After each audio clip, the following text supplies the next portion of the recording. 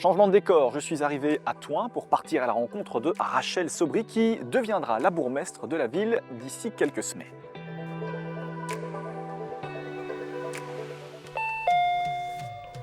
Salut Rachel, Salut Kassem, tu vas bien? bien merci, bienvenue. Merci. Alors Rachel, merci de nous recevoir ici chez toi à Thoin. Tu deviendras donc la prochaine bourgmestre de la commune. Rachel, présente-toi brièvement pour les téléspectateurs. Bienvenue et merci d'être là aussi. Donc, je m'appelle Rachel Sobry, j'ai 31 ans, donc je suis plutôt jeune. Je viens de Chimay, je suis née à Chimay et puis mon parcours c'est des études en Sciences Po, les cabinets ministériels. J'ai été députée et juine à Momigny et puis me voilà ici à Thoin depuis 2 ans. Alors Rachel, explique-nous comment a débuté pour toi la politique. C'est quoi ton premier souvenir de campagne? Ah, c'est assez récent puisque je suis jeune. Ma première campagne, c'était en 2018. J'étais à la fois au communal à Momigny, donc à ce moment-là, et au provincial. Et finalement, c'est un petit peu un hasard des choses parce que je voulais pas tellement faire de politique à la base. Quand j'étais aux études, on me disait que j'allais être politicienne. Je disais non, je vais être politologue. C'est pas pareil. Finalement, je suis les deux. Et il se fait que mon bourgmestre était en fin de carrière. C'était Albert Depré, un libéral bien connu. Donc, il m'a mis le pied à l'étrier.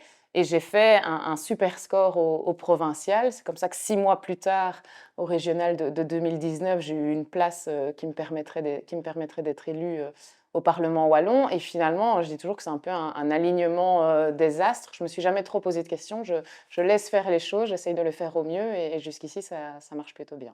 Alors Rachel, c'était une première fois aussi en tant que tête de liste ici à Thoin aux élections communales.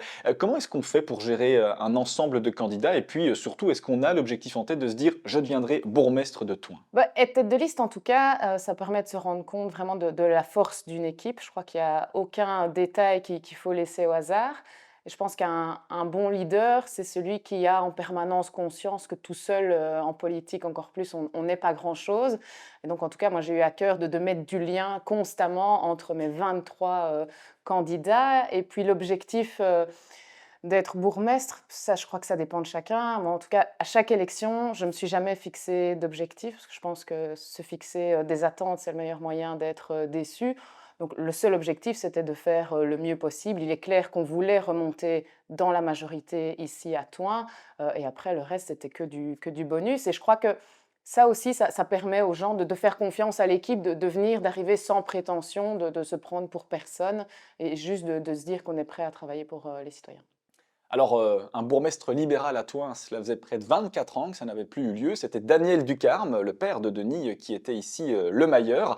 Comment est-ce qu'on fait aujourd'hui pour reprendre une commune qui a été dirigée pendant près de 24 ans par les Oui, socialistes? c'est vrai. Et d'ailleurs, c'est assez rigolo parce que moi, mon premier job, j'ai été la collaboratrice ministérielle de Denis, justement. J'ai pas connu son papa, Daniel, mais donc je trouve là aussi que le hasard fait bien les choses. Et c'est clair qu'après pratiquement 25 ans de règne socialiste, parce qu'en plus ils étaient en majorité absolue, donc c'est vraiment bien assis sur le pouvoir. Je crois qu'il ne faut pas arriver en se disant qu'on va retourner la table et que tout est acheté, que tout est à refaire. Je pense qu'il faut y aller en douceur parce que c'est un changement pour les gens aussi. Ils n'ont jamais connu finalement que la même couleur, pour le personnel communal, etc. Donc je crois qu'il va falloir mettre de la continuité dans le changement ou du changement dans la continuité, mais en tout cas, être habile.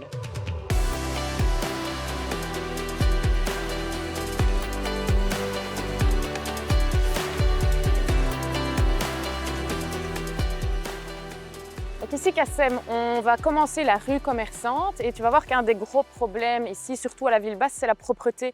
Là, on a une poubelle au début de la rue, il y en a une autre derrière nous, mais tu vas voir qu'après, on va marcher plusieurs centaines de mètres sans trouver une seule poubelle et la propreté pose vraiment problème ici. Ok.